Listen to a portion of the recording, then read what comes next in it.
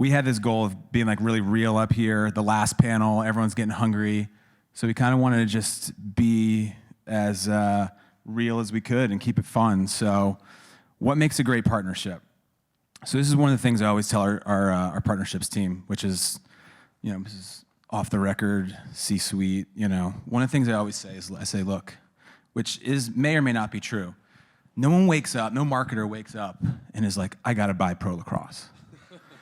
We've had a few, right? And they're like, I love lacrosse, my kids are playing, my son or my daughter, but that's our mentality. No one wakes up and is like, hey, dialing us. We got to be outbound, and we have to bring something to the table that they can't get anywhere else. That's just our mentality. So what makes a good partnership for us is, we're single entity. We own all the teams. We're a C Corp. And who knows if that will last forever, but that's how we're structured right now. And so how we think about it is, what can we deliver based on that brand's goals or a network partner goals that they can't get anywhere else? And how do we provide our platform to do that with their platform? And then hope that they fall in love with the game. So that's what makes good anatomy, at least for us. Yeah, well stated. I think the first element is making sure you truly define what partnership means. I think a lot of times people think partnership is just coming together of two parties to spend money and see their name come to life and lights in a venue, and that's just not accurate. And so for me, it's about strategic alignment is exceptionally important. I think you've got to make sure that you understand how to proactively and effectively communicate. You got to have fair deal terms. You really need to understand what dual accountability means inside of a partnership, and then there's I think a shared commitment to the evolution of activation of that partnership. And so you see times like a pandemic or a recession or team performance or player-related issues, and partnerships sometimes don't stand that storm. They don't withstand that storm. And so you've got to have real foundational pillars within a partnership that actually creates, I think, a mutually beneficial relationship. And so for me, those are like the basics of a partnership. And if you can't understand that going in, then you really don't have a partnership. You probably have more of a sponsorship, or someone's buying advertising from you. And that's not always a bad thing. There's probably a place for those parties. But to me, I think the real successful relationships within our industry are steeped in true understanding of partnership. Yeah, I would draft on what these guys said. I think, for the WWE, it's a property that if you've experienced it. If you don't, it's very similar to what Steve was talking about yesterday in terms of NASCAR and 70% of people not having been to the Clash and not seeing it. Similar with the WWE, I think that fans that are fans are rabid fans, and they will travel, they will go, they will buy front row tickets. But if you've never been to an event, it's hard to quantify what that feels like. It's hard to see the emotion and everything that comes out of it. And similar to NASCAR as well, where people are like, oh, is it really a sport? Are these folks athletes? Like, they are. And if you ever want to go out to a mat and take a bump on a mat, you will feel it in your entire body when you fall down. And when people are doing 360 moonsaults off the top rope, not everyone can do that. So I think what's a moonsault? Yeah, we'll say that for the end of the show. I see that. End of the show. But I think when having that authenticity and understanding what the partnership is and experiencing it first before you're trying to force someone into a partnership, I think is key. No, and I love the mutuality part. That is absolutely important. As a lawyer by trade, a recovering lawyer, as I say, that to me is the key element of a partnership. Otherwise, it's just either somebody doing you a favor or it's just very one-sided. So Chip, that long career I spoke about, what kind of... You actually shaved a couple of years off of it, so I appreciate that. Thank you. I'm so sorry. No, believe me, I'm truly appreciating the fact that you shaved a couple of years. It's like going to the grocery store to buy beer and asking to show your ID. It makes my day. That never happens to me. I was a little confused. I thought it said 25-year-old Chip. So, But tell me, what trends have you seen, I guess, among brands and in this space with your team experience, with your experience now with Elevate? What just has been happening over that quarter of a century? Yeah, I would say that's a great question. I would actually say I've been in the industry now for 27, almost 28 years, and it's been a trend for 27 or 28 years. And that's the fact that, and I get on my soapbox about this issue, and I've been a property guy my whole life. So to your point, I've been with Elevate for 2 years. Prior to that, I was always on the team side. And a lot of properties and teams, they are very antiquated in terms of how they operate. And there is too much of a transactional approach to how they drive their business versus trying to think through it as a partnership, as we just discussed. And so, I think you have properties out there who, especially now in the day of what we call the Jersey patch, if you just look at it, at that standalone asset, to me, is really a challenge in our industry. It's because people look at it as a media buy. It's becoming overly commoditized. The teams have these unrealistic monetary expectations associated with this because the NBA had so much success out of the gates, mainly around star power, and some of the bigger markets carried the day in terms of the types of dollars they were generating. But just using the term Jersey patch when you go to market is problematic because it makes it feel temporary in nature. You don't really feel like you're woven into the fabric of the organization and what it means to have your logo over the heart of a player, the best asset a team has to actually tell their story. And so, teams are still looking at relationships to how do I get to my annual budget? How do I check a box? And they're less focused on how do I create sustainable long-term partnerships that compound over time to create more value. And so when you look at it that way, you look at the Jersey patch business specifically, you have a lot of challenger brands that are investing in that opportunity. And with challenger brands come challenges, right? They're not very mature brands. Sometimes they don't have a long-term strategy. So they may have a little money today, but that engagement with your brand is fly by night.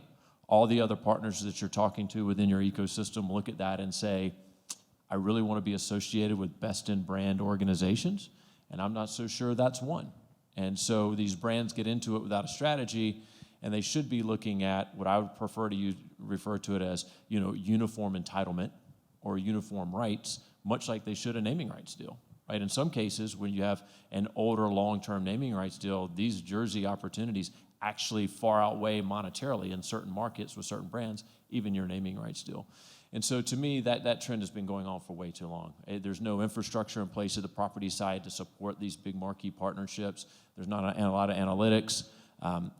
Transparently, that's why we have a business at Elevate, because we're built to actually offset those gaps between analytics, sales, and brand engagement and representation in a way that we think can create some authenticity between property and brand. That's fascinating, and I'll just weave in a little bit of NFLPA knowledge on that. Words actually matter. If we're sitting down with a potential partner and he or she refers to our players as the product on the field, conversation over. Grown men, and you need to know what you're getting into even discussing a partnership, much less actually becoming a partner of the NFLPA. So definitely understand the whole Jersey patch. Okay, so Craig, you have lots of branding experience. How do you figure out what the right brand is? Yeah, it's a good question. I think, it's interesting at the WWE because how they've innovated in the last 10 years has been remarkable. When you think about it, 5 years ago, everyone was creating an app and everyone was streaming. They were like, we have to get on board, we have to do it. WWE did it. We had an app with all of our content, and then we realized it wasn't necessarily a core competency. We're really good storytelling and sport. That's what we do. So we partnered with folks who did do it very well, with Fox, with Peacock. We have 7 hours of live content on TV a week. We have 40 to 50 hours of social that goes out. So we really democratized our content to go to where the eyeballs are at and where they're sitting. So if you are, seeing those nuggets on TikTok, if you're a TikTok user, great. We have the #1 sports channel on TikTok. If you want to go to YouTube and see top 10 clips, that's great. We're the 7th highest ranked YouTube channel. We really invest heavily in our actual athletes and what they're going to do. So our branding experiences are very authentic and they're very bespoke. So a great example is we used, Victoria Beer, who was one of the oldest beer in Mexico, and they wanted to do something with Rey Mysterio, who has a luchador background and was a wrestler and grew up with his father in Mexico wrestling and then became a WWE athlete. So we did a bespoke mask for him and put that in place. And I think it's getting more important as there's a lot of options for media outlets to have authenticity in your branding. And I think when we go to market, it's a unique aspect for us because we do control all of our own IP. We have, our wrestlers, we have our social channels, we have great distribution with our media partners, and we can put brands in unique areas where they can tell the story through our athletes, which is unique and remarkable. I'm hearing some common themes, some authenticity, some storytelling, all key elements to these successful partnerships. Michael, switching back over to you. This is not about hiking or yoga. What considerations does an emerging sports league have when entering or considering partnerships? A lot. I'm still thinking about Chip's comments around jersey rights. I like that. We used to call it jersey partner, but I like jersey rights. I might take that from you if you're cool with that. That's why you're a consultant. So a lot of consideration. So a good case study I think that's probably appropriate is Champion. So obviously rocking the brand, but we were formerly with Adidas as our jersey partner our first 3 years, and then that expired, and then we ended up being fortunate enough to partner with Champion. And a lot of people are, Champion, that makes sense. They were the partner of the Dream Team, the jersey partner of the Dream Team, USA Basketball for a long time. Our partnership was actually the first partnership of them re-entering since the Dream Team, the field of play or court of play since that Dream Team. And so it was a big moment for them, and we had to have an initiative that really made sense for them, like I talked about, and that we could deliver. And so a big part of building the PLL and rebuilding professional lacrosse has been telling the story of lacrosse, that it's a Native American sport, and driving more diversity and inclusion into the sport. It's like table stakes, day one, second thing we announced besides us when Scott let us on Bloomberg when he was there, and now Sportico, obviously. But that's day one table stakes for us. And so with Champion moving back into the field of play, for them it was, we want more diversity and inclusion in the sport. And so those CSR initiatives really matched well. The second piece was, what can you deliver to us that we can't get anywhere else? So I was like, I think we can deliver Method Man. And they were like, what? And I was like, Method Man played lacrosse. He's OG rapper. And we did a collab with him, our first in the bubble, and he actually jumped on our broadcast on NBC at the time and talked about why he loves the sport, why the Redwoods are his team. And it was incredible. And they were like, okay. And so we had to structure that as part of our deal, that we would go out and make best efforts to do another deal with Method Man, who's a shareholder in the PLL, because we gave him equity in the league as being a collaborator with us, and he's been fantastic, and his team's fantastic. So anyway, we just launched a tri-party collab, which is kind of complex to do. Usually it's like one and two groups, right? The designer, the name, and then the brand. And so we did it with Method Man, Champion, and the PLL. And so we had to get all three parties aligned. And it started with, what are all three parties' initiatives? And it really started with, Method Man wants more diversity in the sport, right? And that's what Champion wants, and that's what we want. And so that was like table stakes. And then it was, okay, well, what are we gonna do about that? And so 20% of our revenue from sales goes back to our growth partners like Harlem Lacrosse, Oakland Lacrosse, Bridge Lacrosse, Owls Lacrosse, who are building lacrosse and at-risk communities immediately from the sales, not profit, sales.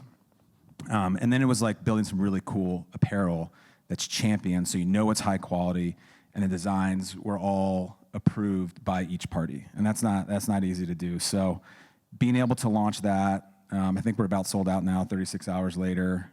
Being able to drive revenue back to our growth partners, it ticked the box for all three of those. And then you got, spend time with Method Man, and he's just the best. So for us, that was something that we could deliver that was hard for them to get somewhere else.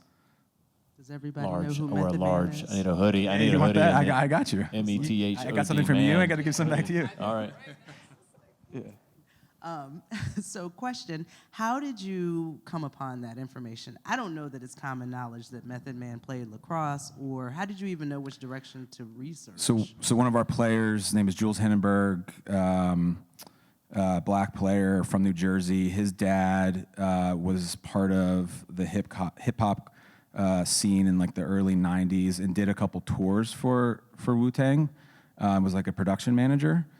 And so kind of what we were talking about backstage is like, I don't try to wear a suit unless it's our championship game to games. And I really try to spend time like with our players, with our partners, and like hands-on. And I got to meet Jules' dad for the last 3 years, and he said to me the first year, he goes, "You know Method Man likes lacrosse, right?" And I was like, "What? Really? How? What's the deal?" And he's like, He played on Staten Island, Hempstead." And I was like, "No shit. All right. How do we feel about making an introduction? Let's figure this out. And for the introduction, I will gladly take care of you as well, because I know that's a big ask." And then it was relationship building, getting on a couple calls. The first call with Meth, I waited an hour to make sure that he could get on the phone. And then honestly, I'm not trying to take credit for our team. We have our talent team who handles a lot of our influencer partnerships, has built an incredible relationship with his team.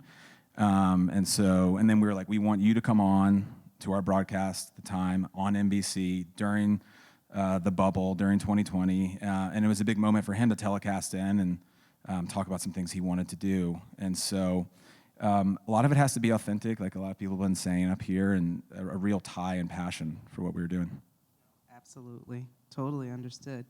Really, really interesting and just fascinating. But I won't fangirl now. I'll save that for later. Get you some beer. So 2020 happened. There was COVID. There was a presidential election. But there was also the murder of George Floyd. Following that murder, lots of companies, sports leagues, unions, teams, everybody jumped into the social justice and awareness space. I want to know, does that have any bearing on who you choose as a partner, whether it's complex, with at least 3 parties or more, or just any consideration given to the brand's stance on social justice? Hell yeah, it certainly should. I mean, I think it's just called doing the right thing. And I think, what we saw, which I was quite proud of, there are a lot of people during that time that proactively moved forward. And as Steve pointed out yesterday, as it relates to NASCAR and the removal of the Confederate flag, it's like, I'm sure something that's been so indicative of the experience in and around races, in and around the infield, to say, look, this is not up for discussion. This is the right thing to do, regardless of the headwinds that we may face. As organizations, people rallied around the understanding that this is non-debatable, right? This is not a negotiable thing. And so if you as a property or you as an entity certainly has to understand your belief system, who you are, what matters to you. And then I think you have to then proactively go out and seek brands that share those similar ideals. You may not bat 1,000, right? And you don't have to activate against social justice with all of your partners, but they certainly have to understand your value system and why you do it, and that's ultimately why they're investing in you, right? You're a brand amplifier on behalf of the media and the things that they may do in the marketplace, and so they have to really be aligned with you mentally, emotionally, physically, as it relates to the activation and bringing some of these considerations to life. And so I think you do want to earmark or identify those that are really consistently committed to it, much like you are, and then go deep, right? You really got to go deep in how you position your thought process, your campaigns, your really give back to the community initiatives. Go deep with those parties, because those are going to be the relationships that make the greatest impact. I don't know that this is necessarily a place that you go wide, because I think a lot of times you end up checking a box and people don't maybe take it as seriously as they should. But I think back to that dual accountability measure, if you go deep and you're committed to it, both physically and financially, the next thing you know, you're going to make the impact that you're looking for. And at the end of the day, that's what we do. We're not in the business of curing cancer or putting somebody on the moon, right? We're here to have fun, make an impact, and create lasting memories. And if we can do that effectively with really good partners who understand the need to support our neighbors and what matters to them, I feel pretty good about myself when I go to bed at night, and so should our partnerships. Yeah, I think, in collaboration with that, I think when all that happened, I think there was a lot of talk, and people were curious about, are you going to talk or are you going to have action, right? And banning the Confederate flag in a sport that has deep ties to the South, that's action. And I think one of the things at the WWE that was already in place that then really amplified was representation. And I think one thing that we take a lot of pride in is we have 300 superstars, and there is a superstar for everyone that's out there. No matter what you look like, no matter what your demo is, no matter what your background is, there is someone that you can identify with. And I think there's something very powerful in that, and I think that there's something that is unique in a sport for us that has a female division that is now just as big as the men's division. And Bianca Belair is a black woman who ran track at Tennessee was a collegiate star, became a WWE athlete, and then when you go to these events now, there are young black girls that are in the crowd with signs for her specifically, and they might tune out when the Universal Champion Roman Reigns is on. That might not be for them. They're there to root for their idol and their champion, and I think that representation matters in those moments, and I think that is what, to Chip's point, like that's what we're here to do, and to be able to give those experiences to folks. Yeah, I think you guys hit the nail on the head. I think action matters a lot, and then finding the partners that obviously have the same values you do as a brand, because we have brand, they have a brand, and there needs to be brand alignment, and particularly around the social inequities that were brought to light through the George Floyd and Breonna Taylor incidents in 2020. We knew we had to take a lot of action to represent our black players and our indigenous players, which make about 25% of our player. We also knew lacrosse as a brand has been misbranded, and the story really isn't told about the diversity in the sport. And so we actually were insanely proactive. The Chip's point around jersey partnerships and the jersey rights, we actually went to Adidas, who was our partner at the time, and we said, hey, we want to do a Black Lives Matter patch on our jerseys. And this isn't actually optional for you. We're just going to do it even though you own the jerseys. And they were fully supportive. And they're like, what else actually can we do? And we're like, well, we love like Black Lives Matter t-shirts for warm-ups and all Adidas branding, and they were all in. And, the most valuable asset right on the heart, our players were wearing Black Lives Matter patches and on national television, on NBC, and it was moving. And it was also difficult, just like it was for everyone, because it was like front and center, and a lot of people had hard conversations in their locker rooms, but that was the point of that time, is to dig in. And it forced us, and it forced our players and members of the media and our fans to really see it and have that conversation. And Adidas was great at that time for that. Yeah, I think the other thing what we see on the representation, third-party representation side, is that we kind of see a pretty broad landscape across men's, women's sports, domestic, international. Like we're faced with a lot of different things that are happening in different communities. And Cameron Wagner in the crowd is our chief client officer, and she proactively went to a client of hers and said, let's talk about pay inequity in between men and women's sports, specifically in the game of soccer, which was certainly something that was, a discussion that had been going on for some time in and around the national teams. But, for us to be able to take a brand like UKG to the NWSL and have them match the payout for the Champions Cup, right, that the players get on the MLS side, to be able to do that on the NWSL side, we understood the strategy that UKG had around pay equity. We proactively took them a solution to help them tell their story in an authentic way that made a massive difference on behalf of the players in the NWSL. And so I think it takes a village of people within our industry to proactively identify those opportunities, bridge those relationships, and find ways to make the right degree of impact, right? And I think that's something that has to be sustainable. It cannot be top of mind today because we've had the issues that we've been facing over the last few years. It's something that I hope we're just going to continue to stoke the flames, to continue to keep that hot in front of mind for people for, the rest of the time. Some great lessons learned out of there. Action, sustainability. I love it. I want to make sure we leave time for questions. My New Year's Eve clock here is counting down. Each of you, can you give me just a couple of keys that play into the title? I think I've heard lots here, but is there like a real simple formula to expand these partnerships beyond what's been traditionally done? Yeah, I think it's similar to what Michael said about just demystifying the brand. I think when you think about WWE, you probably don't realize that 32% of our viewership is female, 29% is Hispanic, 19% is Black. It is a very diverse sport. If you go to an event, it looks like the fabric of America. So it's actually educating brands that is who our viewership is, that is who the fandom is.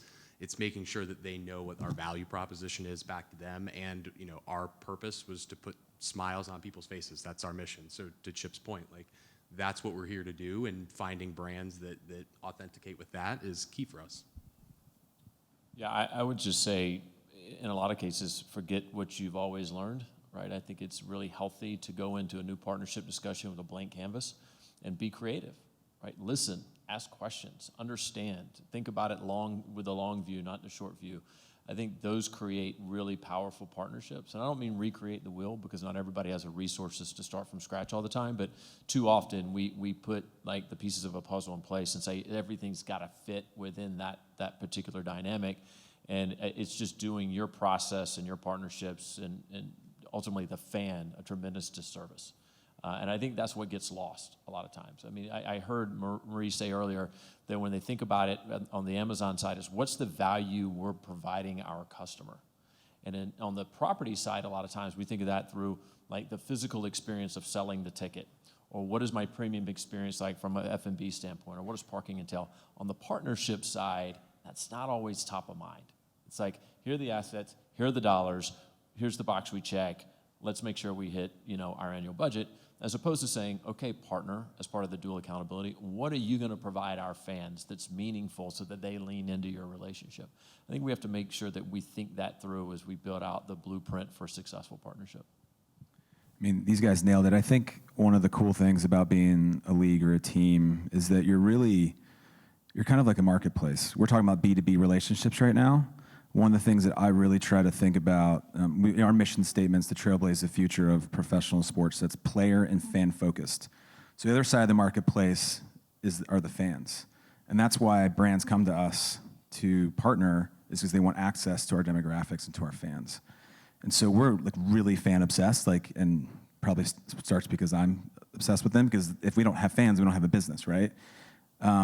Like I go as far as like I'll jump in our Discord channels and I'll do like AMAs, and I'll like have built some friendships but like I understand the psychology of our most hardcore fans, and those are going to be the mavens for net new fans, right? And so if we can understand our fan base, what's authentic to them, what moves the needle for them, what engages them, because engagement is what is going to really matter with a brand. Impressions are one thing, but engagement rate is what we always talk about as well. Then I can bring that, their interests, their likes, the data behind that, and my Discord conversations to a brand and be like, this is what you're going to get. And here's what they like. And it's actually authentic to what you guys want to do. And there's going to be a great marriage here, because, it's really hard sometimes when you have a brand that doesn't have something that resonates in your audience, and then you're trying to make up for it, and you make goods and becoming their best friend and taking lots of dinners, and that's just not sustainable. So really understanding our fans is something that I really try to understand for our partnerships. Do you get into Twitter fights? I try to stay out of that. I try to be friends with everyone, but Discord's a little hack that you guys can take if you want to waste some time. Well, you heard it here first. These are all the keys to success. Does anybody have any questions? Because we are at 0. Would you stand up, please, Craig? I didn't forget about this. I'm not going to do the moves. Would you please stand up, Craig? No, And Mike, you please stand up. the salt Everybody's thing. wondering what the hell that move was, and we need to know. If we learn nothing else besides, partnerships. We'll send a link out tonight on All right, top we're 10 gonna do the highlights. video. Chip, do you want to volunteer to play the role? No, I'll volunteer to tap out to the 3, but I'm not going to be part of the wrestling. Too old for that. I don't want to stand in the way of that, but I do have a question, Ben Gumpert. You guys are some of the best in the business at what you do. Chairman Powell and his colleagues raising federal funds rate, right? Try and cool down the economy, inflation. How do you approach a new era or potential new era, however long it is, in a downturn with some of the traditional sponsors, or all companies for that matter, thinking about cost of capital, their own workforce, et cetera? What changes? Something we're talking about a lot. I think, look, brands still need to spend because they have to move product, right? So that's why I always go back to. There are dollars there. And all the things that we just talked about, the right match, the right DNA between both companies still need to be there. But brands need to spend because they have to move product, or else it's just not going to move. And especially in our fast-paced attention economy, they have to be spending, and they have to continue to do that in places that people are always going to be watching, and that's sports. And so I feel really good and secure about being in sports. But yeah, you're worried, right? You're sitting there and being like, should we peel back our hiring plan a little bit? Should we be a little bit more cautious? Can we try to is there an M&A that we should wait on? And all those things come up, and all things that we're trying to think through as rates rise. But I do think that being in sports allows there to be some resilience in the market, because there's just always going to be fans. And frankly, sports are a distraction for sometimes what's going on in the macro economy. And then knowing that brands are continuing to spend, I feel really good about being there. And then I could go on and on about the PLL, but I won't do that. So, no, it's a good point, because I think like you're always going to have to buy toothpaste. You're always going to have to continue. And so while families might not have the discretionary income to go to safari in South Africa or go to Paris, they're going to look for something to bond over. And I think that's the unique tie for all of us is that sports. And that might be a family that has not historically turned on Monday Night Raw or Friday Night SmackDown on NBC or Fox, or logged in to see one of our, a dad telling his child, like, hey, if you want to watch the Hulk Hogan versus Andre the Giant match at WrestleMania 3, like, let's go on to Peacock and pull that out, because that's affordable for us to be able to have an experience. So I do think that there is an element that, content and good quality content that is family friendly is always going to be a draw for brands. And I think once these times happen of economic uncertainty, that's where they go to first. And then they will start crafting media plans around those big tent poles and staples, and then they'll figure out where else the other dollars are. So I think Michael's dead on. Like, you feel good about like the sports part of where you're at, and that is something that's never going to go away, because you don't have that experience anywhere else. Yeah, I mean, these guys said it, and maybe just to say it in a little bit different way, I think what the pandemic taught us is that sports brings, I've always said sports galvanizes a community, right? And so it brings people together through tough times and creates opportunities for generations to share in something that, will stay with them forever. I mean, a friend of mine in the liquor business says, when times are bad, business is good. When times are good, business is good. And I think in the sports world, we've got to be more creative and more thoughtful about how we express the value of sports and entertainment and what that does to the family dynamic, right? And why it's important during difficult times to spend more time with your loved ones, to spend more time sharing memories and experiences, and ultimately why for a brand, to your point, there's been a lot written about the fact that during the pandemic, a lot of people stopped their spending, and maybe those that did fell further behind, right, in terms of the chase to secure the consumer. I think we just, again, in the industry need to be better about telling our own story in a way that gets the brands excited to fight through tough times. Craig, that was a masterclass of injury time, getting in the sponsors and the broadcast partners. Very well done. Mike, do you just want to say ESPN 3 times for the heck of it? John's back there, so E+, I will say. There we go. I just want to make sure you get a chance. There we go. Yeah, I didn't do the whole, didn't do as good a job, Craig, beating my chest, but our ratings are up 27% this year, and it's because of ESPN and E+. So there you go. Thank you, Scott. Well, I'm going to close it up from a seated position because I'm tired. And our event folks do such a great job, and they think such little of my sensibility that the card does say, thank the attendees for joining us. So thank you, attendees, for joining us. Then it says, thanks, speakers and moderators. Thank you, speakers and moderators. We appreciate it. Appreciate it.